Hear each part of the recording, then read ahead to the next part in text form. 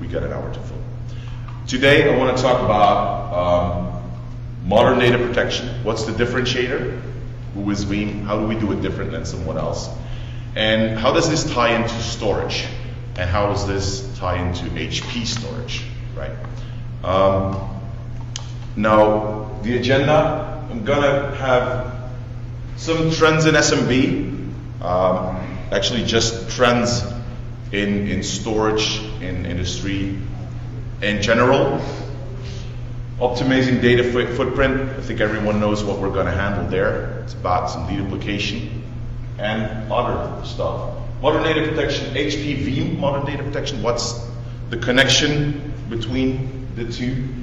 And then some nifty technical stuff on storage snapshotting. Now, who in the room is a technical person? Right? What are the others? Sales? Okay. I'm going to try to give also the high level and the deep level. Okay, we can do both. If something is too technical or you're missing something, please interrupt me. Okay. So let's start with some content here. Storage trend in SMB. First of all, hardware lifecycle. It's one of the first things I want to talk about. Everyone knows the product on the screen, an EVA 4400, something you bought 3 years ago, for example. Yeah. Is that old technology today? Yes, that is old technology, but it's less than 3 years old, right? There's nothing wrong. We don't buy storage or hardware for 3 years or 2 years, right? So that's one of the features. That's one of the things I want to talk about in this one. So actually, you want this. If you look at your workloads of today, you want to have the free part in your production environment. But I bought an EVA less than 3 years ago. Who bought a P6000 in the last 2 years? Right? Same question. If you want to upgrade, if the EVA is too small, it's your production storage, and if it's too small today, I need an upgrade. The upgrade is way too expensive for what you can do with it, right? You really want the other one. So that's one of the issues you have. Like, hardware life cycle becomes shorter. Everything you buy today will be out of date, will be old technology within 3 years. There's so much happening in the industry. It's going so fast, and you need to think about that when you buy stuff. You need to think about it, how you handle that in your infrastructure. Can I do something different with it later on? That's one of the things that I can show you today. Second one, it's the same story. Servers. I bought a DL380 G6 less than 3 years ago. Look at the Gen 8. If you look at the performance differences between those two machines, this is amazing. There's like, within 3 years, I didn't buy that to run for 3 years. You bought it to run for 5 years. But it's actually a little bit too expensive today to run it in your production environment. So So you get the picture here, right? If you buy something, the technology outruns you faster than your investment. Okay? We want to do some stuff with that. Next, this is a challenge. Okay? Recognize these? It's a game, right? You know you're not gonna guess it, right? You've seen it already. What's the first one? One guess? Someone want to guess? D2600? Oh, come on. You know my slide deck. Exactly. I had to guess. I wasn't sure. There was a lot of light on it. It's a D2600. It's just a storage enclosure. However, it's not the same picture, but it looks kind of the same. Could also be an array. This is a B4500, a left hand. Exactly the same box. Well, it looks like the same box, right? It's not exactly, the hardware is not exactly the same inside, but it looks the same. Same goes to the next two. Anyone want to guess? Not you, John. B2000. G3. Someone want to guess on the last one? Come on. It's that new EVA. It's a B600, B6000. So what I'm going for here is the x86 platform, right? Okay. It's not commoditizing hardware, it's standardizing hardware. It's all the same hardware. You cannot, if you took a picture of a storage array 5 years ago, you could say exactly what it was. You could say the generation, you could say anything. Every type of storage array had its purpose-built hardware for the stuff that runs on it. If you look today, if you go downstairs to the Solutions Exchange and you look at all the storage products out there, they all look exactly the same today. Okay? So we're building, so what's the differentiator then? What's the differentiator if it's all the same? It's the software that runs on it. Okay? And if we can run software on any type of hardware, we can actually run it as software only. So you get the messaging where HP is going with actually the Store Virtual, previously left-hand VSA, has been out there for quite a while. I've been using it in production for 3 years.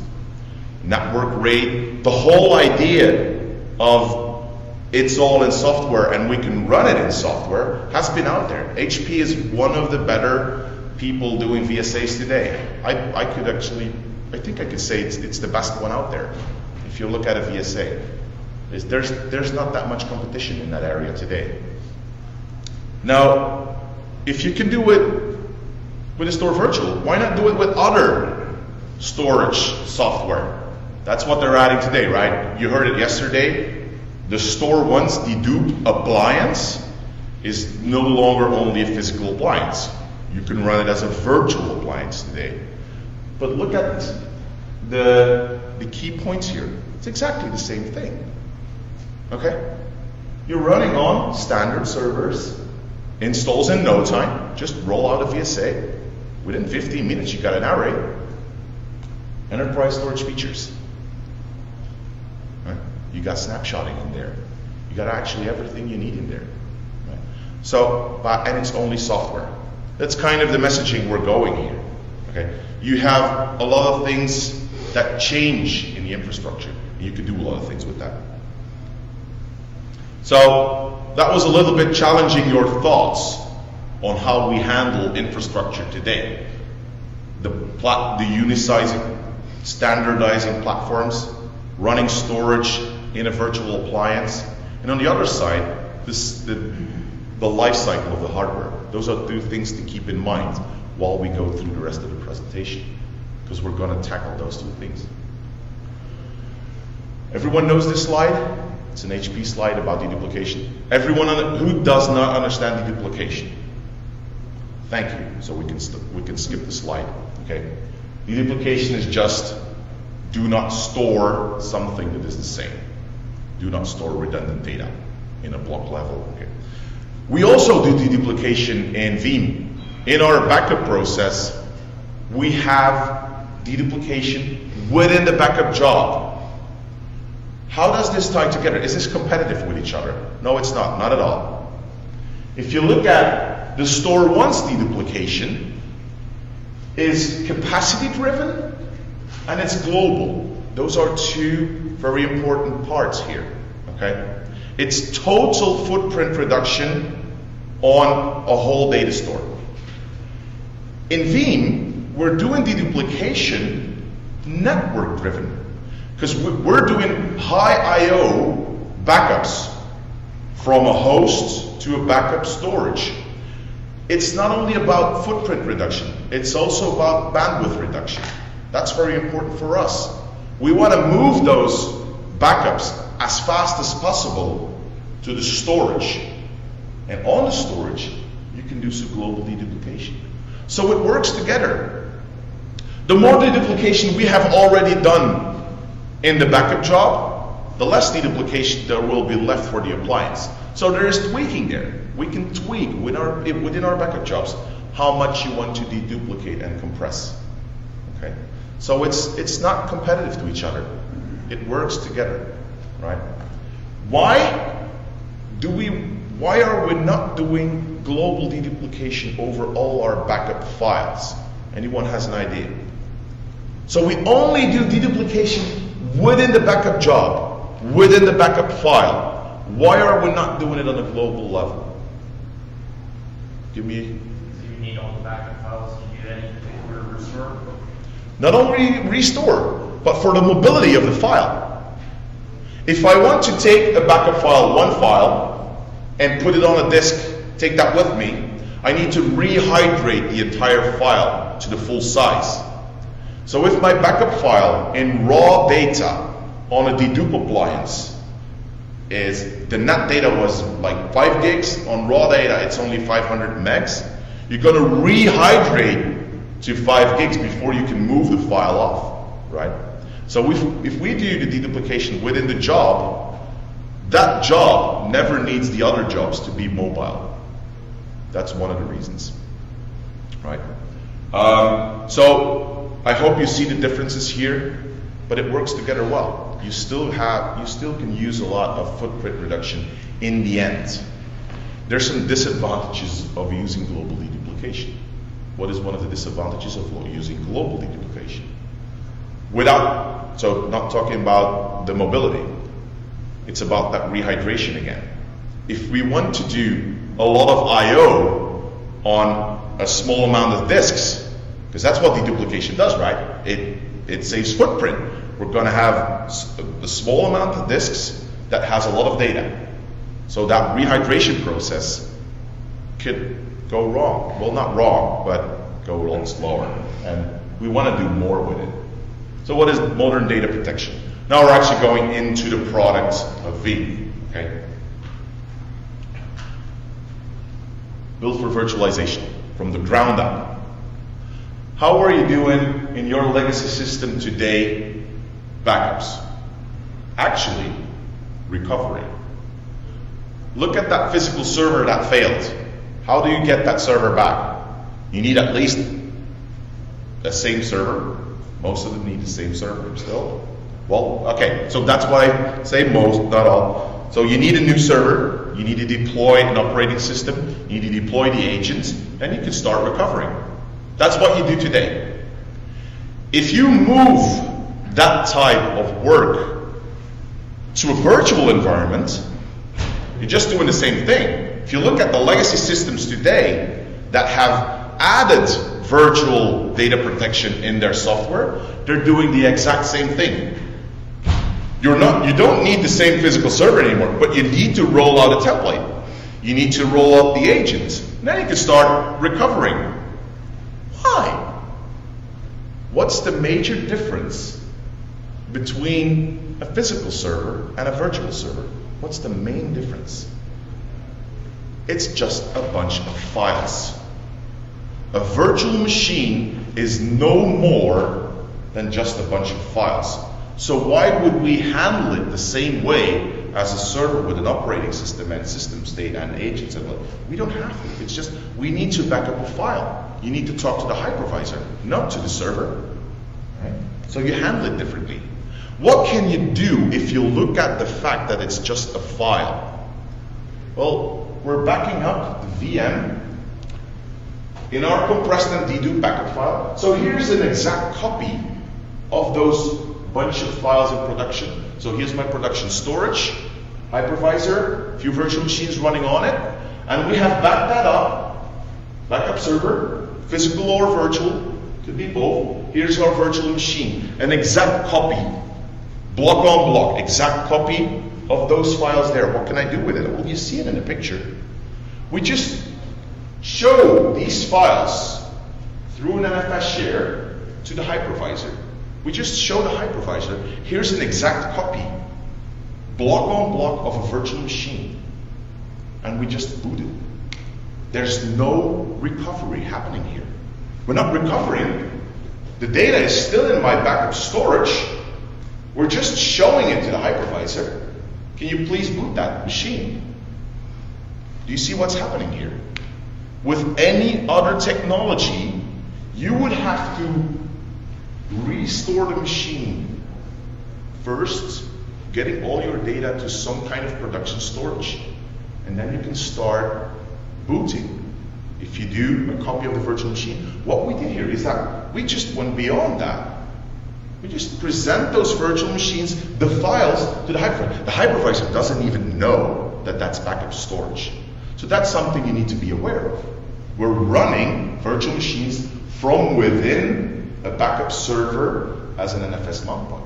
It has some disadvantages, as in performance. You can handle that. There's some things going on there. Now another thing, if I'm running this from a backup file, what do I do with new I/O that comes in? Right? I'm not going to change my backup file. So we have an option, because this is slower storage, right? We have an option to get all your I/O going into somewhere else. That could be a local SSD on a hypervisor. All the write I/O goes somewhere else. Right? Now, is there any option to bring that over to the production side? Exactly. So that's the whole point here. We're running live. We are online within your boot time. That is your recovery time at Veeam. Boot time. We just presented, it's just showing a mount point to a hypervisor. That's a few seconds. Your boot time is the time to recovery. Okay? But while I'm running, I'm just using storage vMotion. Because the hypervisor does it, for the hypervisor, it's just another storage point. So it's just vMotioning all the I/O to another data store. Completely transparent to the hypervisor. If you don't have storage vMotion, we have our own protocol, quick migration, that goes over the network layer. The only difference is, if you're using storage vMotion, it's completely transparent. If you're using quick migration, you'll need one reboot. But you can do the reboot whenever you want. Your machine was already online in just a few minutes, and we can schedule the reboot when it fits. Okay? So there's a lot of things you can do with this. You could just delete virtual machine from disk, boot from backup file, look at a SQL server that crashes, right? This is a virus that broke, right? Just delete the virtual machine from disk, boot it from backup file. We'll recover afterwards, but you're online within minutes. It's a big difference, right? We focus on restore. So if I can boot a virtual machine from within a backup file, what can I do more with that? I could actually boot it sealed from the production environment in a bubble. So what I'm doing here is that you see the lock in the middle. That's a proxy appliance, kind of a router firewall that we'll put in the middle. We create a new switch for you on one of the hosts, and we boot one or more virtual machines in a sealed bubble. They do not see production doesn't see them. So what can you do with this? I can boot a domain controller of yesterday. You can't do that in a production environment, right? You need to make sure that that domain controller is gone. Everyone knows, okay?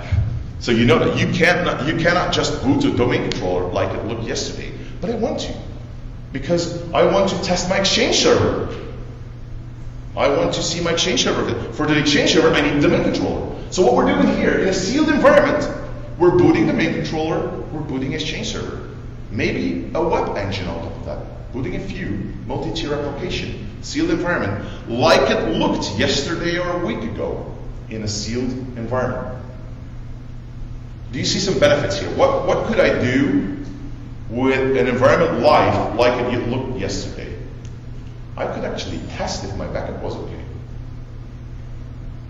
How do you know today if your backups are okay? If they're, you get a report in the morning, right? With some green dots, backup was okay. What does that report tell you? What does the report tell you? The job ran. The job ran. And maybe they did some checks at the end of the backup. So you have a crash consistent copy of the disk of that virtual machine. They just copied the I/O of the machine to a backup file. What don't you know? If that data is corrupt or not? If the data is corrupt or not. Does the operating system boot? Right? Is the database not crashing? Is that thing not doing a check disk for 2 hours when it's booting? So what we can do here is doing that automated for you. Because we can boot virtual machines, we could put a schedule on it, and we just boot those virtual machines in a sealed environment. We don't care what application it is, but bring it online, run a script against it. If the script comes back with a 1, that's when your backup was okay.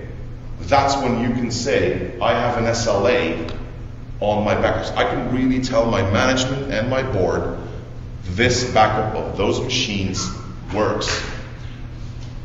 A big thing in there is that if something goes wrong, boot.ini file, something happens there, right? You're never going to notice until you boot the machine again. So you're running into Patch Tuesday, patching, right? I need a reboot, Patch Tuesday of Windows patches. I need a reboot. The server doesn't boot. Patch was bad. No, the patch was not bad. Your boot.ini file was already missing. So we will know because we have tested your servers weeks before you did your patching. You will know that that's not where you need to troubleshoot, right? So you really get a 100% my application comes online. There's 3 features in here. So the one that I explained right now was Sure Backup. How do you test that today, by the way? Who tests the backups? How do you do that? Manually. Manually. Once every quarter? Half a year? Year? Maybe. On a Saturday, going in a data center with some Red Bull and pizza? Pretty much, yeah. Yeah, you don't want to do that. Because you cannot do that every week. Like you say, well, if we're lucky, once every quarter, half a year, maybe a year, right? So we can do that schedule. That's Sure Backup, giving you 100% SLA that your backups were okay. Second one, Universal Application Item Recovery UWare. I told you that we can do any server booting, right? So if we have a multi-tier application, an example I use very often is a Zarafa mail server on a MySQL database in a Linux environment. Try finding any data protection software that will test against that. You won't find it.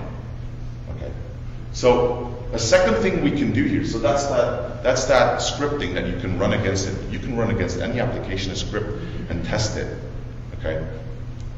Now, if I have that environment, multi-tier application environment here live, and I have it in my production environment live, I can actually look to the left, to the right, and see the differences.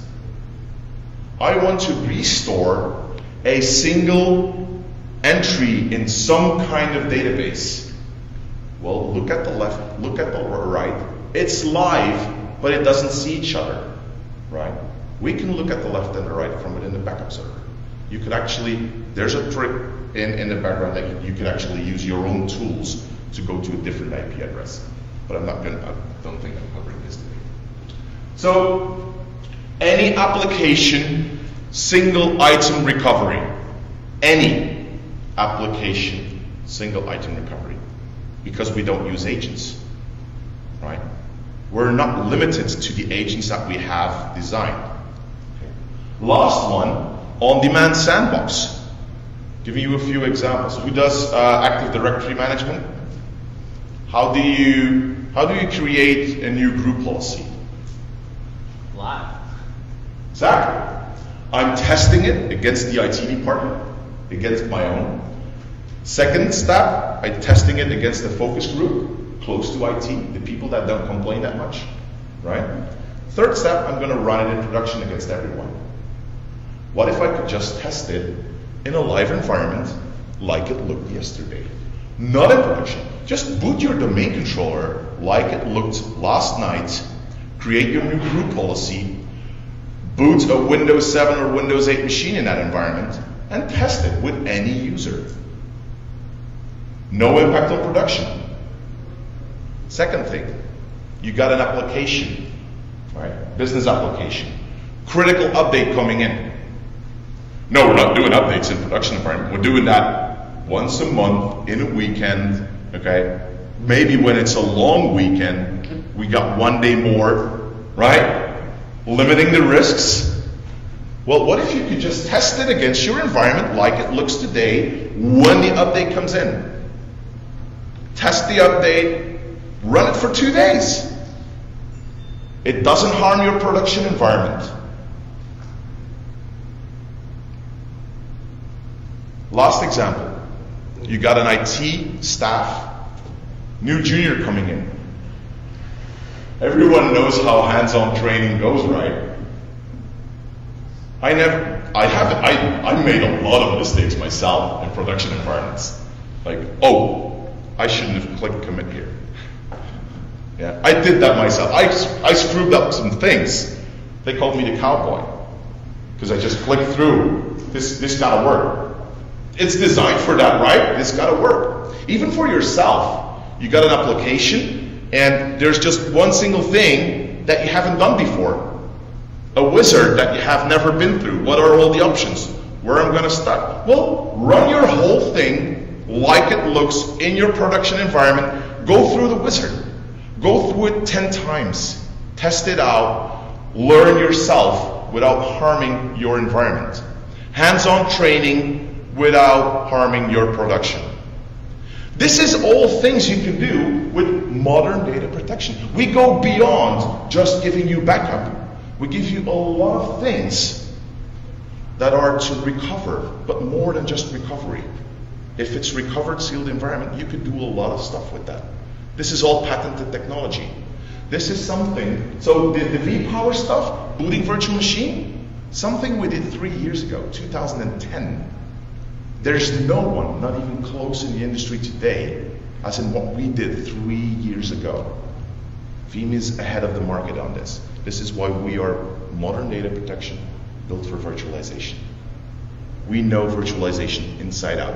Veeam started as a company 5-6 years ago. Well, 5 years ago was the product, first launch of the product. Focused 100% virtualized only. And everyone said, are you? No, we're not.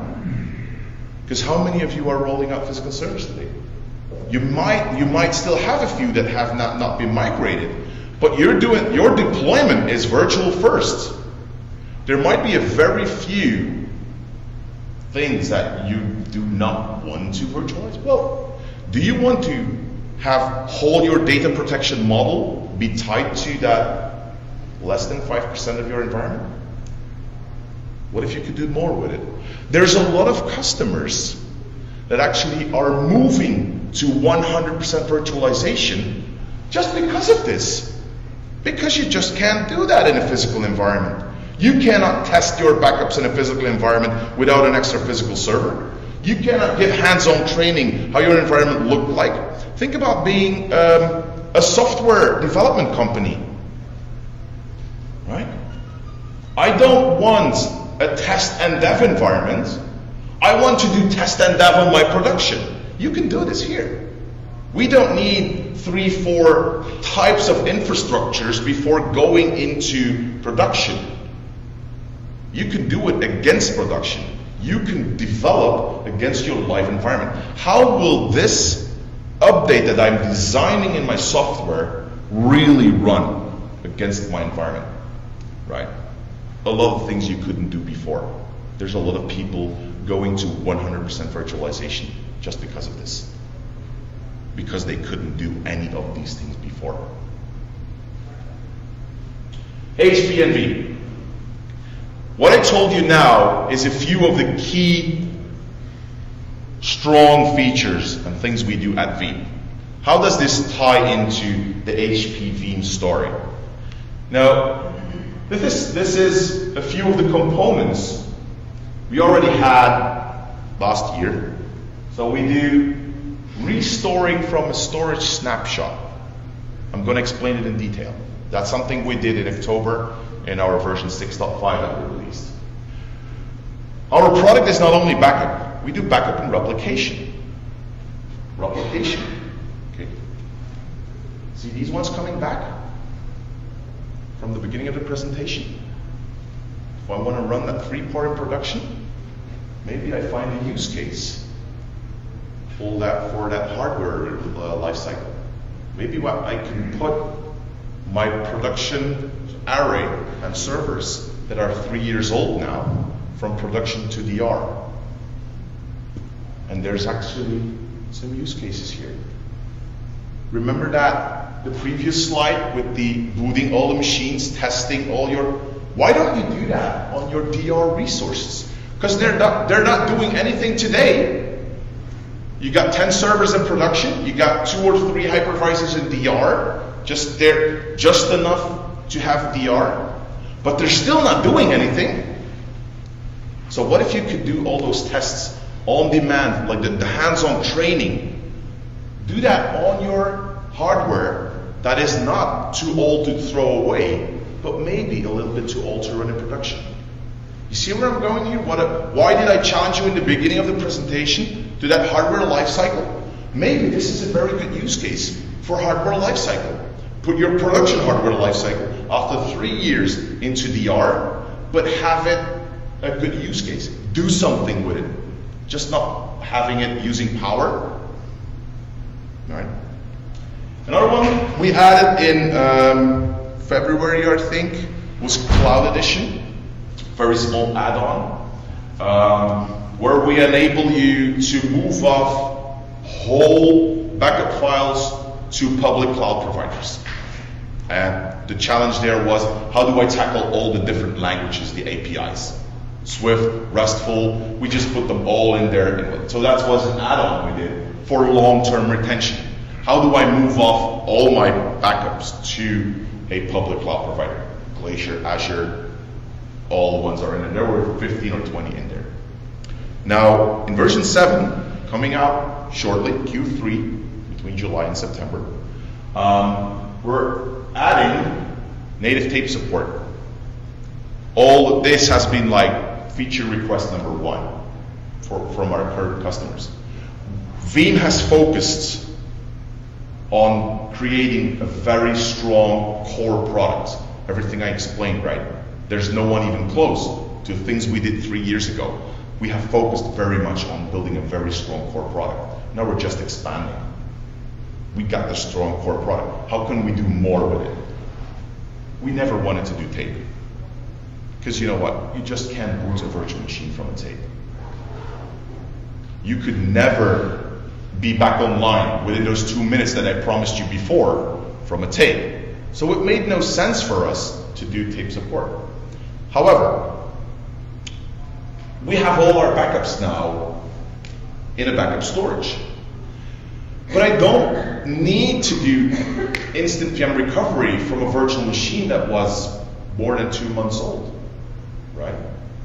So maybe that storage that I'm using today for my backups, all the retention, 5 months, 2 years, 5 years, 10 years, maybe it's still a little bit too expensive storage. So we're adding long-term retention options here. And this is where, for example, those deduplication appliances come back in. Because the same problem you had with tape is that dedupe appliances are not made for random I/O. Booting all those virtual machines from a dedupe appliance with only a few disks doesn't really make sense. It doesn't run that fast. It's not only for store-ones, it's for any dedupe appliance. It's just generically an issue with it. The dedupe appliance is fine. It's really good technology. But what we're doing more than someone else can sometimes be a challenge. But by combining this and putting it to long-term retention, it does make sense.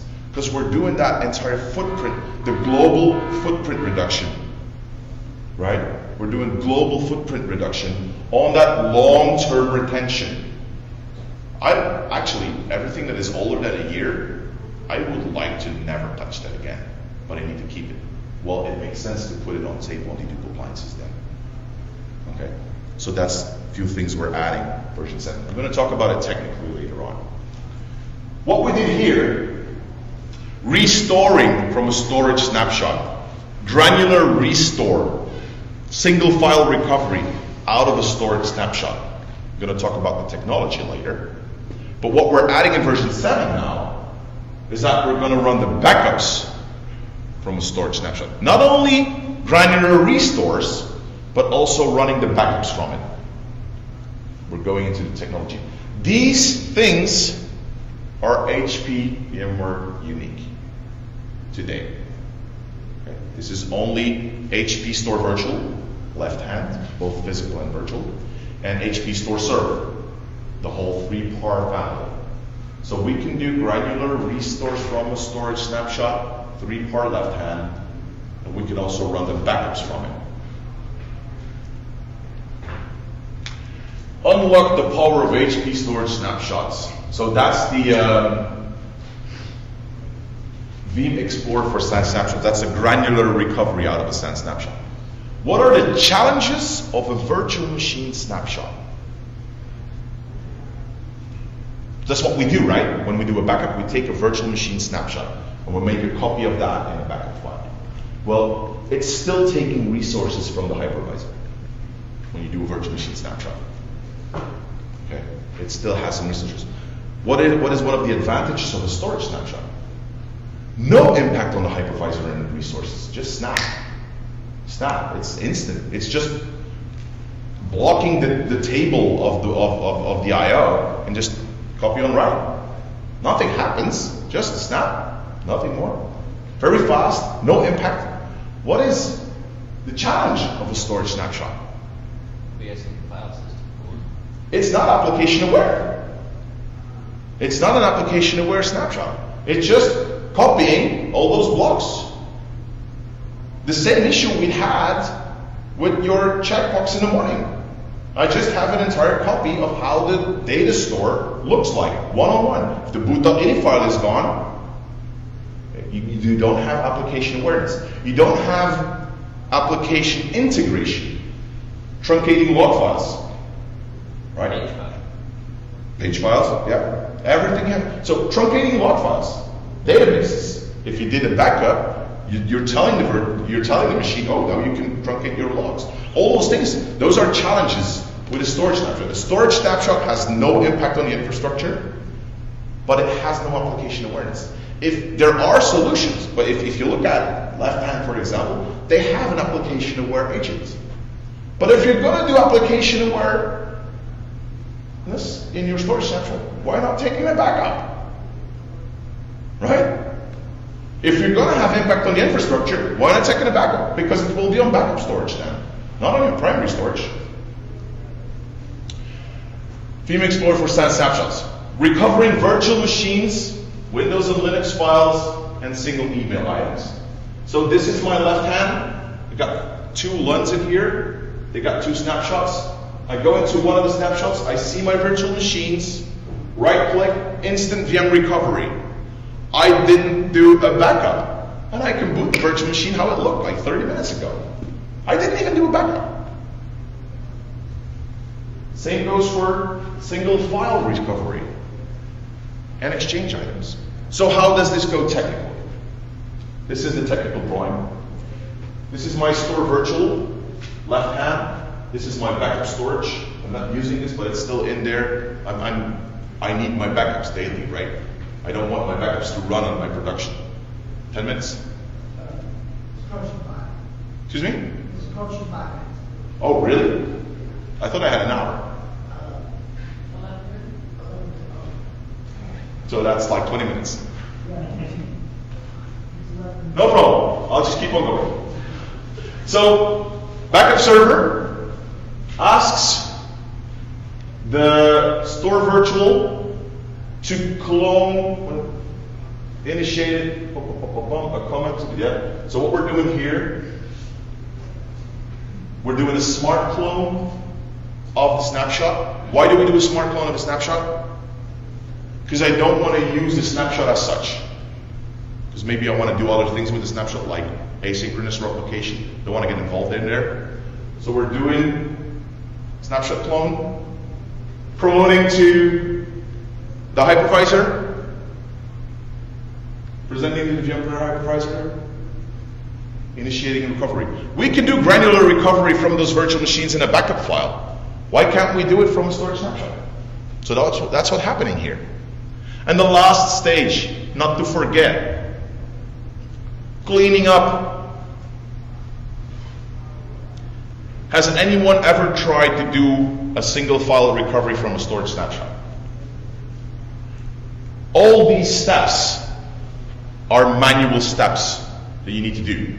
Promoting the LUN to a volume, right? Snapshot promoting to a volume, mounting it in a hypervisor, rescanning HBAs, finding the virtual machine, not booting it in production, booting it somewhere else, going in there, finding the file, recovering, and not to forget, cleaning up afterwards. We make a wizard on top of that for you, doing single file recovery within 3 minutes. From hours to minutes. And we didn't even take a backup yet. Version 7, we're going beyond just that granular restore. This is what we do today. Virtual machine snapshot, and we're moving off the virtual machine snapshot either to our backup or to our offsite for DR. That's what we do today. This is the flow. However, while I'm doing my backup, there's I/O coming in a Delta file. If it's heavy I/O, Delta file is going to grow. When I'm done doing my backup, it's going to take a while to commit the snapshot. So what we're changing now is just taking the two advantages next to each other. We got application awareness in the VM snapshot. We got no impact on infrastructure on a storage snapshot. So that's what we're changing today.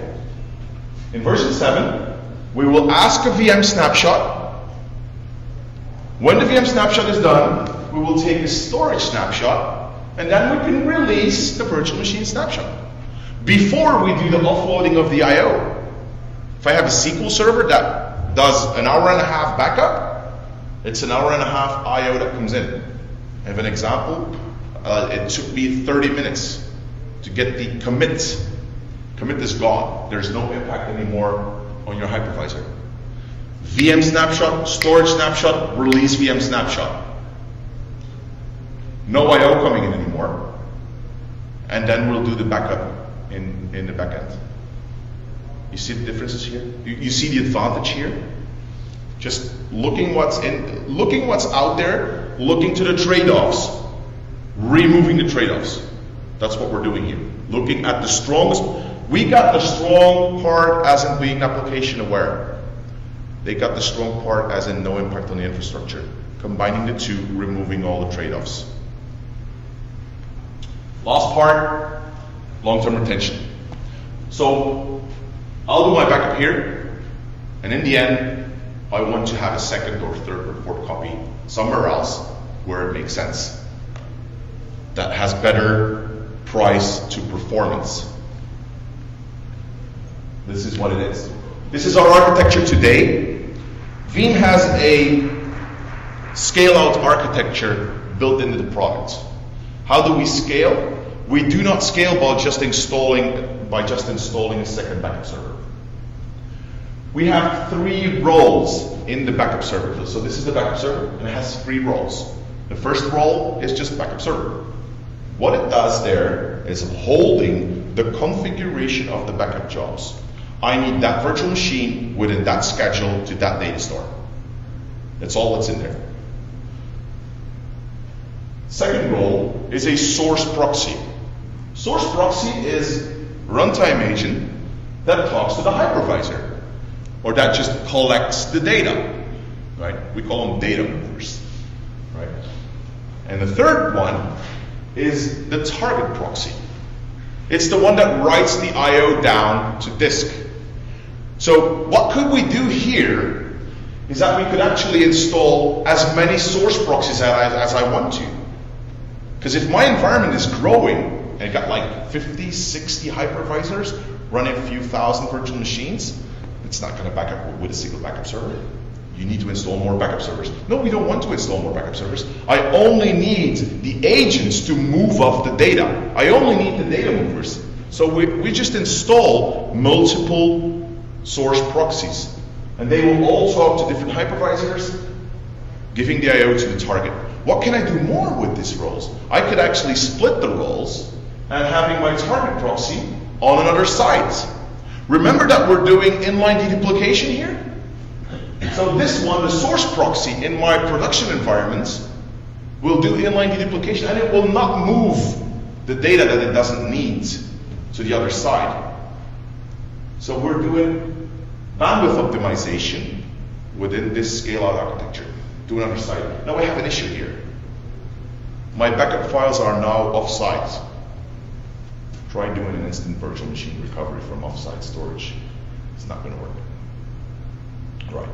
So we gave you the opportunity to bring it offsite, but it still has some trade-offs. Changing that in version 7 now. So what we're doing in version 7 is the exact same thing. Backing up here. And when I have my backup files, I have my backups, I want to move off and have long-term retention on another side. Now, if I want to move whole backup files from one side to another, it's going to be big I/O. So we put in one accelerator. What is the one accelerator going to do? It's not a general purpose one accelerator. No. It's built in one acceleration in the product, in the backup field. What it does is that it actually looks at the blocks on the left, looks at the blocks on the right, and we're only going to move over the blocks that I need.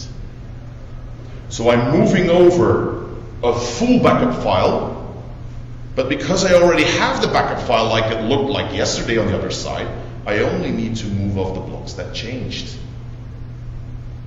There's a lot more as just deduplication here. There's also IP optimization here. I'm not talking into specifics today, but there's going to be more in there than just looking at the blocks, right? There's some load balancing, there's some multi-channeling, blah, blah, blah, blah, blah. There's a lot coming in there.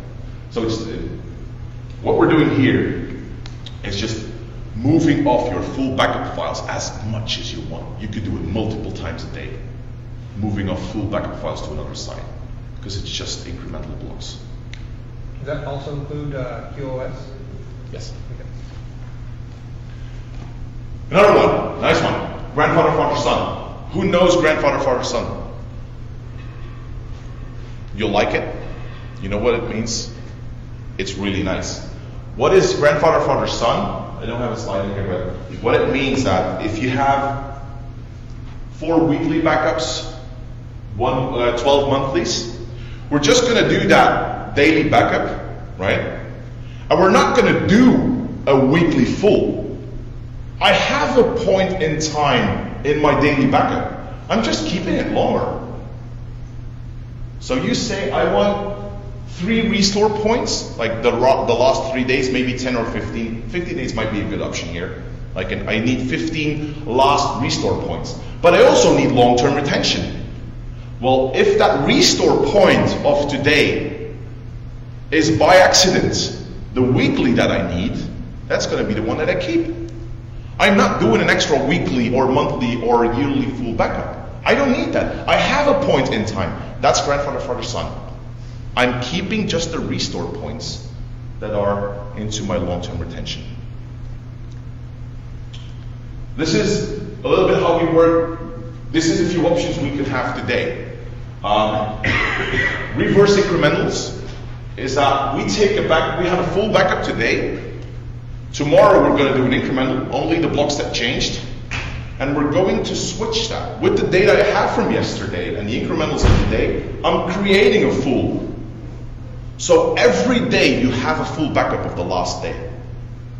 And you only did an incremental backup. And these are reverse incrementals. The change data of yesterday that I pulled out of that full of yesterday will become my reverse incremental. But I will do that every day. That's the first thing. If I don't want to do that calculating every day, I just do forward incrementals, and you can do synthetic fulls. Right? This is what happened here, right? I got full here, incremental, incremental, incremental, incremental, creating a full. I'm only doing it a few times. If you look at that long-term retention and I want that point in time,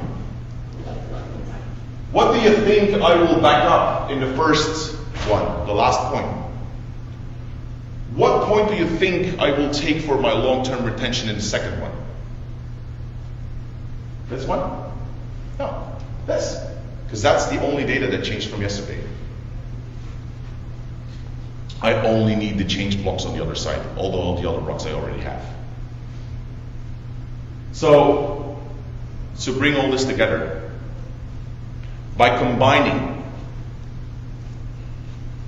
built-in data protection you have today. This actually is a slide that comes back to HP. All the types of data protection you have today have advantages and trade-offs. But by combining the two technologies, all the trade-offs just disappear. This to this backup. Higher cost per gigabyte. No, not anymore. Because the long-term retention will be on the dedupe lines. It's cheaper. Or on tape. It's cheaper. Tape, not suited for fast recovery. Really? Exactly. But by combining those two technologies, we still have fast recovery and we're using tape for long-term retention. So by combining the two technologies, all your trade-offs magically disappear. This is a use case, very short, an example of going back to that few hypervisors. This is a store virtual. This is store once. This is my silo that I have in my big environment, and I have now a few branch offices. What I'm going to do here, exact same thing, but very small. I just need 2 servers with some storage, running a VSA on top of it. And Veeam ties into both. You can have a file server here, and you can do your granular recovery from the file server without actually doing a backup. But I could also store my long-term retention there in a dedupe appliance, in a software dedupe appliance, having more data there for long-term. But it is the same technology. It talks to each other. You can move on. This is a use case, and by using Veeam, we talk to all of them. Okay, what do you need to remember? Modern data protection built for virtualization. You get the fact here. You get the difference of using legacy versus modern. Do you get how we combine storage and data protection on the multiple levels, right? Making sure that you use your storage for the benefit of it, right? SAN snapshots, very good for short-term retention. No impact on the hypervisor. Local storage for backups could be just a ProLine server with a lot of disks in there, or a JBOD, right? For that fast recovery, running on raw I/O, dedupe appliances, and tape for long-term retention, because they don't need the performance on long-term retention, right? Putting your data protection on the right price versus performance. Version 7, adding a lot of features. I'm not going through them anymore. So you can find them at go.veeam.com/v7. These are all features that I haven't talked about today, right? These are the ones that I did talk about.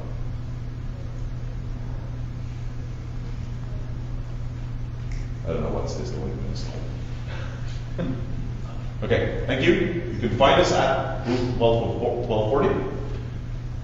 Buzz me. This is my Twitter. I live on the internet. My email address is not in there. It's just hansdalin here at veeam.com. If you like beers, I'm doing a beer tweet up tomorrow. Just join me. What's a beer tweet up?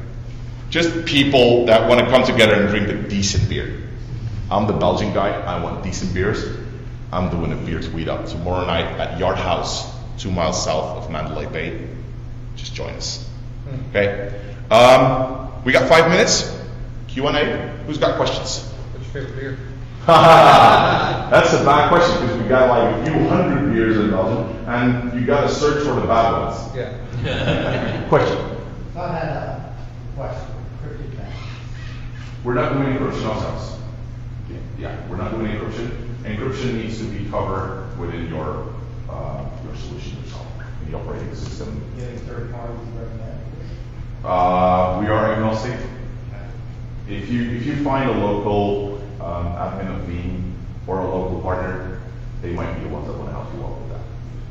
But we're not actually saying that this one would be better or worse. Technical questions? Overall questions? Yes? Actually, I had a question about your model for remote site there, because branch office. Mm-hmm. Is that people or server?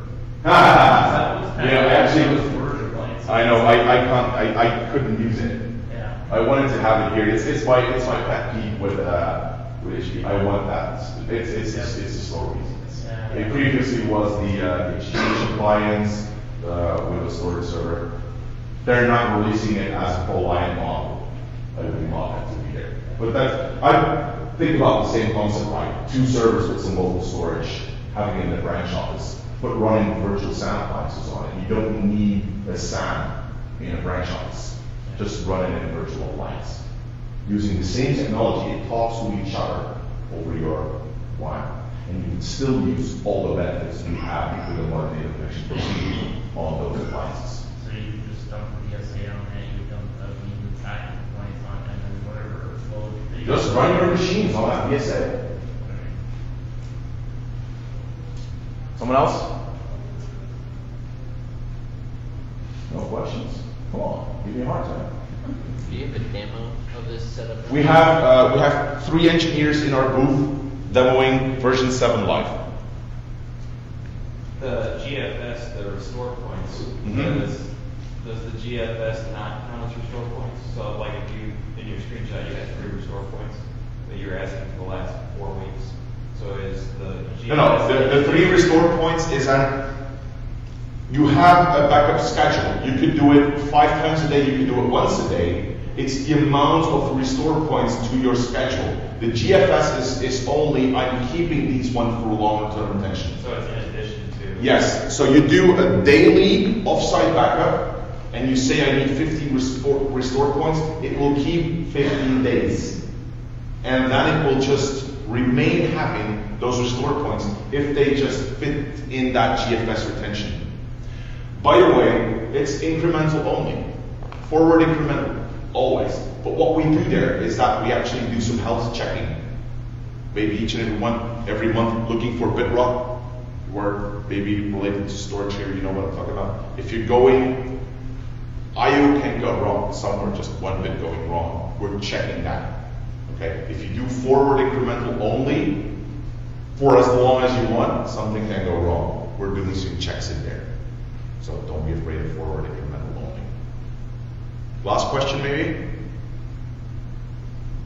No, come on. Okay, who's a Veeam customer today? Why is the rest not a Veeam customer today? Are you going to be tomorrow? Go into the booth, download it, 60 days full trial, all features are included. Okay? I know it's short, it's only 2 or 3 weeks anymore. If you would buy your licenses before July 1st, you will get, you buy Enterprise, and you get all the features of Enterprise Plus for free. It would make sense. Okay? So if you only have 2 weeks, right? So I know it's very close, but the option is there. It will save you. If you are convinced about the product, test it out this weekend. If you like it, buy it, and it will save you a lot of money. Because if you're going to buy them 2 or 3 months later, it's going to cost a little bit more. Okay. Thank you for your attention. There's a lot of people in our booth. Just ask them all questions you need.